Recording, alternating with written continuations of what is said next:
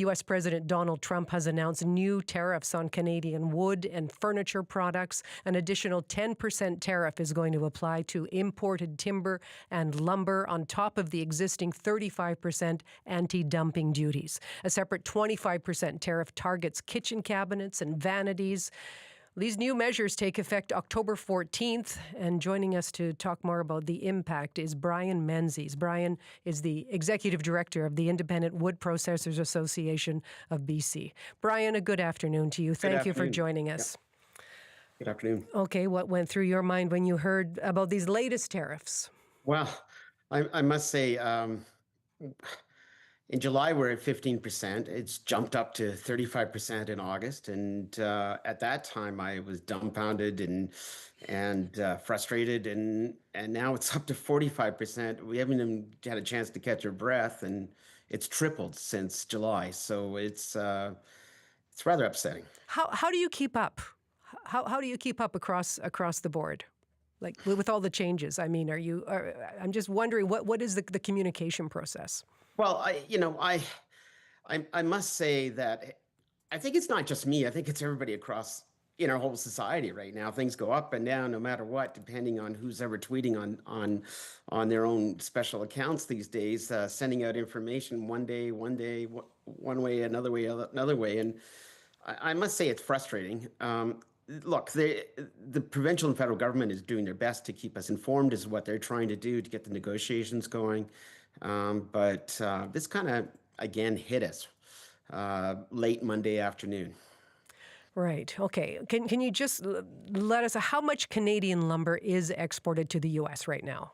Yeah. So interesting enough, this whole extra 10% was about a question of a threat to national security in the United States.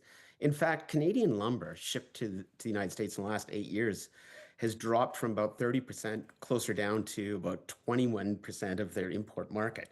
So we've actually reduced what we've shipped across. And the products we sell are value-added wood products. So they're, kind of higher end and more customized and more for a specific building audience.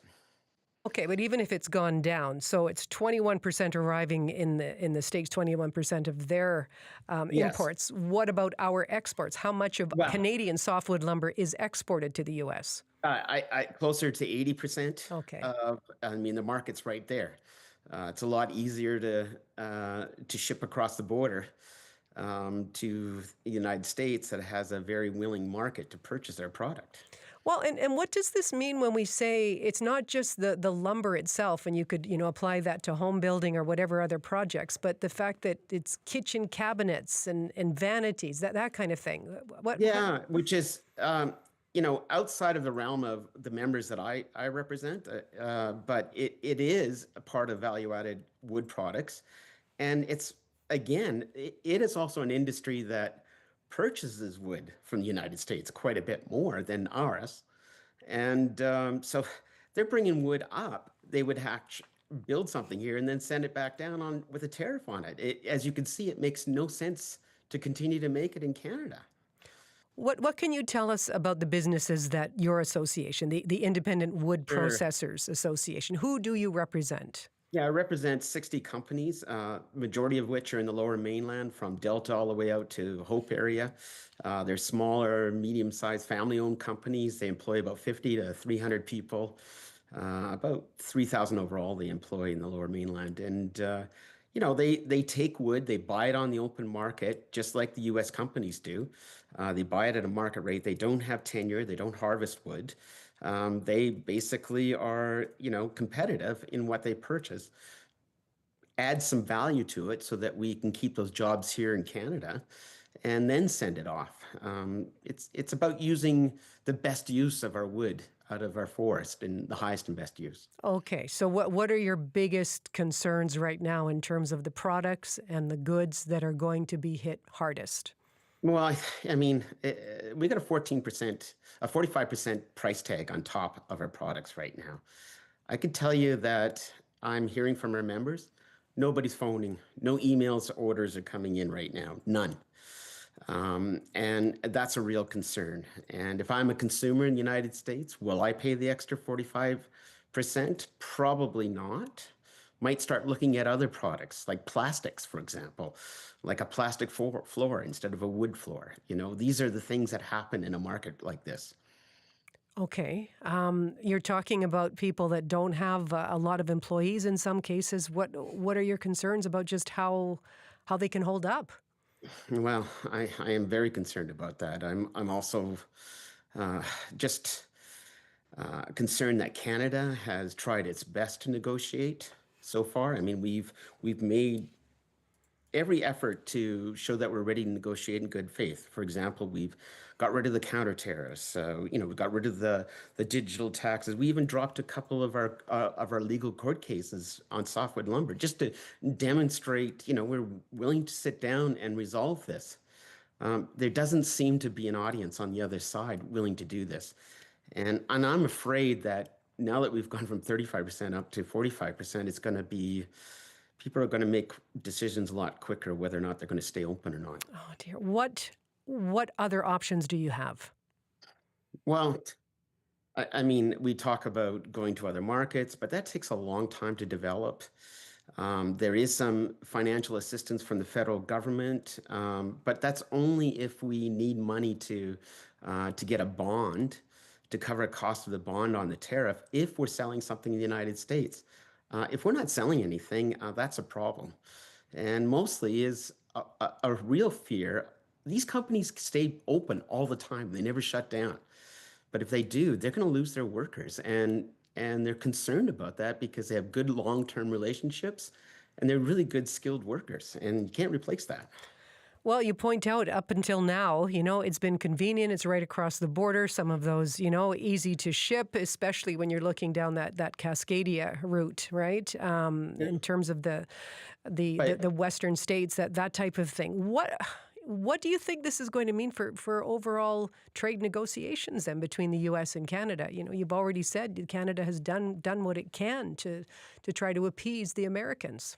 Well, the Americans have had agreement with Europe, for example, and they've come to terms at a 15% on their wood. Um, it's going to be cheaper for the Europeans to sell to the Americans.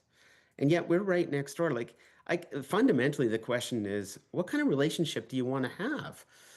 We have to sit down and have that conversation. And it isn't just about wood; it's about everything that goes on beyond that, back and forth on that border of ours.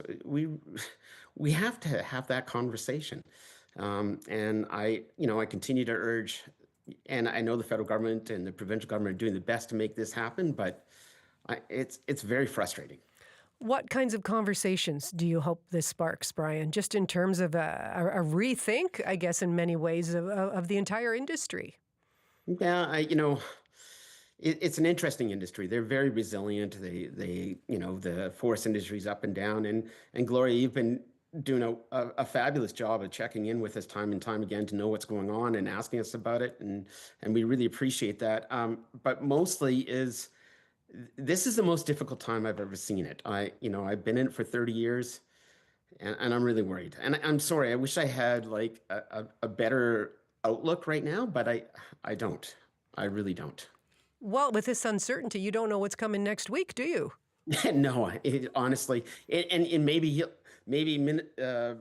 President Trump will just back off on it and bring it up later or something like he's done previously. But it's a very difficult on people's lives. I think all across Canada, no matter what business and industry is, this has been a very difficult time for us. We like kind of a stable world, actually. We like to have some certainty, and business certainly needs that right now.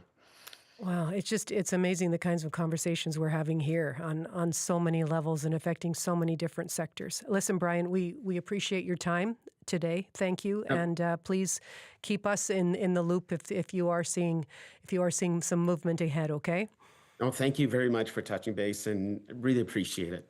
That's Brian Menzies. Brian is the Executive Director of the Independent Wood Processors Association of BC, responding to new tariffs announced by U.S. President Donald Trump on Canadian wood and furniture products. An additional 10% tariff is going to apply to imported timber and lumber. So that is on top of the existing 35%, as Brian says. That brings it up to 45%.